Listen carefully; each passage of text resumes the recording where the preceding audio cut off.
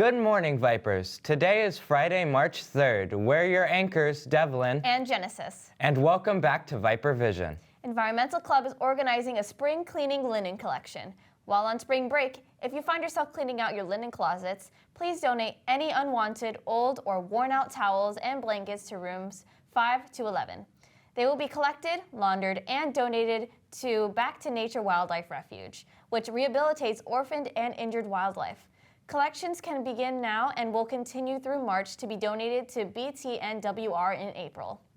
The Environmental Club is also planning a week of events. We will share more information about that after spring break.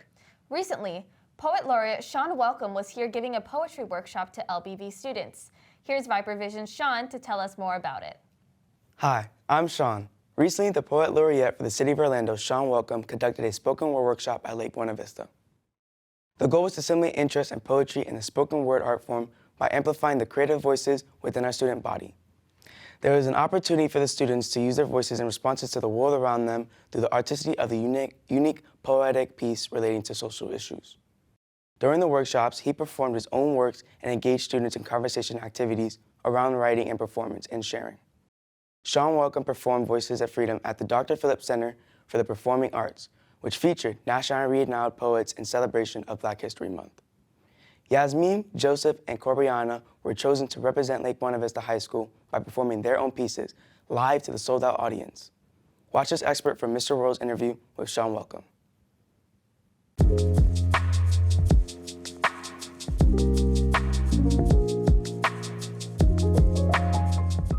Hello, Vipers. My name is Mr. Royal.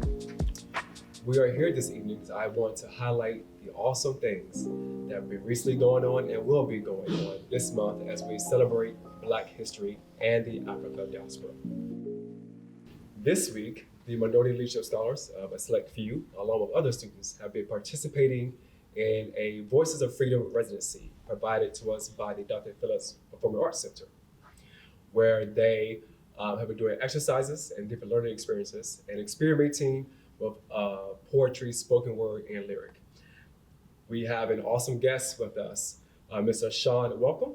Yes. He is a spoken word artist, and he is the City of Orlando's Poet Laureate. So if you will, Mr. Welcome, we're glad to have you.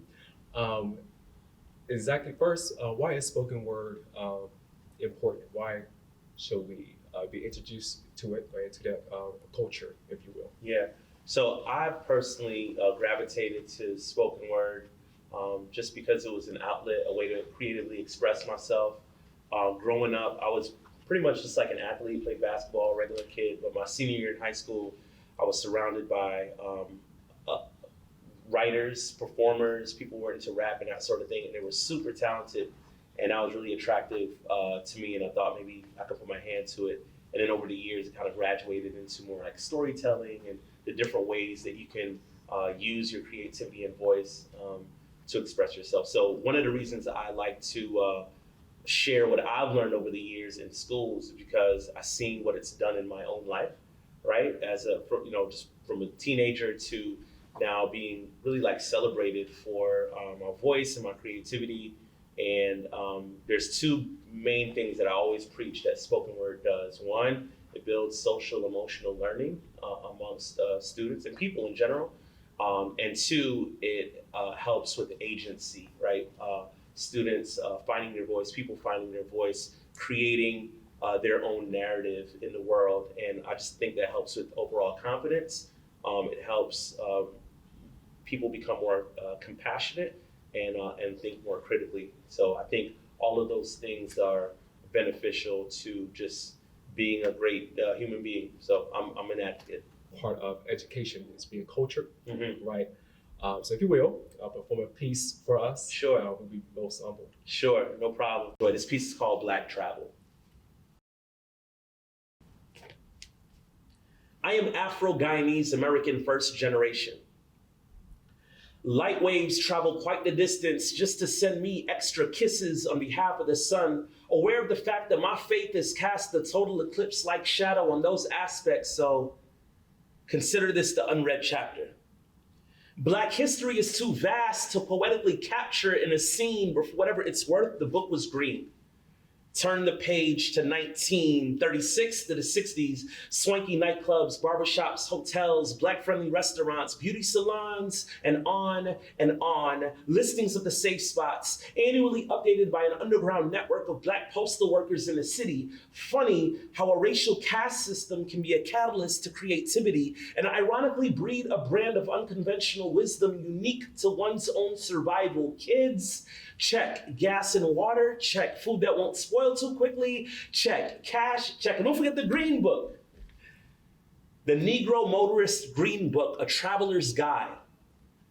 Something like a code Bible for the open road. Picture the open sky, the double yellow lines like fingers soaked in yellow paint scratch the long back of black asphalt. Trees whiz by, wishing the kids can hand surf out the window, whistling, but it was no show tune for Jim Crow.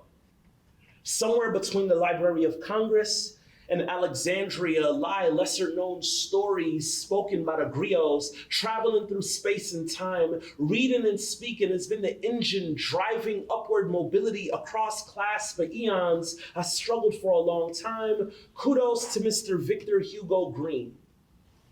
On behalf of those black athletes, jazz musicians, military men and women who had to lean on Green Book contents for a safer 10-hour drive to New Orleans, I am proud of past peers whose plights I can peer through. Life is lived in motion, but understood in its rear view. Never known a life of freedom free of cost. Let us also remember Araminta Ross, also known as Minty.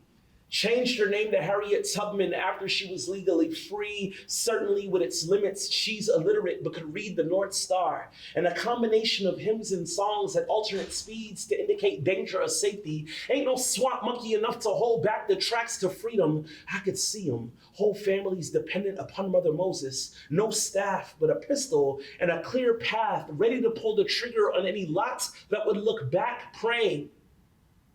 Praying Moby-wrapped babies cry only in concert with the owls or some other animals in the wild. Moonlight flickers against torchfire in the distance. The faint echo of bloodhounds. Safe house to safe house. Coded as stations. This is pre-Civil War mass migration after the Nat Turner massacre. After conducting the Underground Railroad for 8 years, she says, I never ran my train off track and I never lost a passenger. Being proud of being black is not an indictment against non-blacks any more than it is being a proud dad or man or proud mom. I can't help who I are or who I be, intentionally bending the English language despite the English lit degree. Why not? Why not affirm God's creation as vaccination to combat the curses spoken over blacks for generations? I feel like seeds of offense stem from misconceptions of the intended audience. This poem just might be best suited for brown children, but if the inspiration fits, hey, the dancing spirit of Jubilee beckon you wear it with no limits, surfing on the sound waves of horns and drums. I invite you to sing songs in remembrance of overlooked sons and daughters like way in the water, way in the water, children, way in the water.